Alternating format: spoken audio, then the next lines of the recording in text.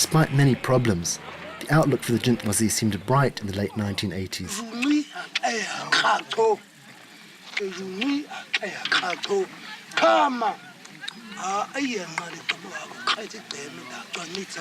John Marshall died in 2005.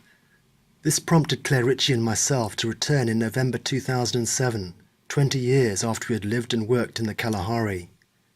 We had heard that things had not been going well for people, and during our brief 10-day visit, we tried to find out firsthand what had been happening to the Jintwazi and what had gone wrong with the development project, which had started with such promise from such small beginnings. Ik werk voor de WWF in Windhoek. In the time Claire and I had been away, a rising tide of donor funds had flooded into Nainai to pay for infrastructure and consultants as an externally imposed development agenda led by the World Wildlife Fund and USAID shifted away from small-scale farming towards wildlife conservation and tourism.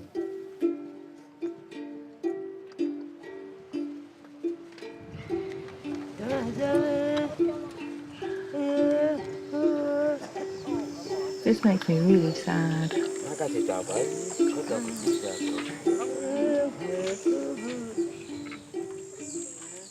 The reason this was built, the project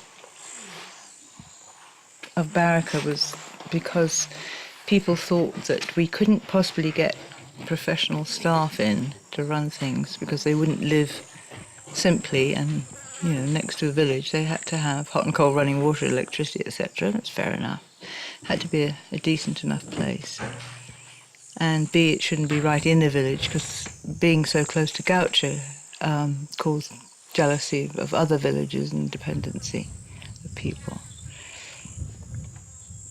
And that's a reasonable enough thing, but it just became a consultancy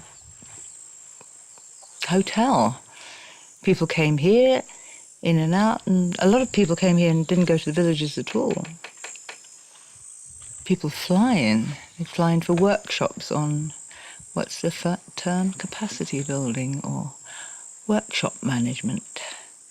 If you're hungry and you haven't got food, you're not interested in workshop management.